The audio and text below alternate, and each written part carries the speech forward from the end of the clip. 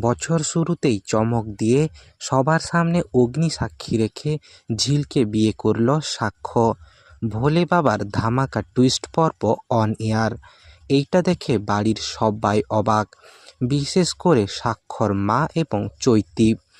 ভিডিওটি বিস্তারিত জানার আগে ভিডিওটিতে একটা লাইক দিয়ে চ্যানেলটাকে সাবস্ক্রাইব করুন। বেশ কিছুদিন ধরে চৈতি এবং সাক্ষ্যর বিয়ে নিয়ে বেশ শোরগোল হচ্ছে ভোলে বাবাতে। বিয়ে হব করে বিয়ে তো আর হচ্ছেই না। 4-5 দিন কেটে গেল বিয়ে করতে করতেই, অবশেষে বিয়ে হয়ে গেল। তবে সাক্ষ্য চৈতির বিয়ে নয়, বিয়ে হলো সাক্ষ্য এবং ঝিলের। সবার সামনে সাক্ষ্য ঝিলকে সিঁদুর পরিয়ে দিল।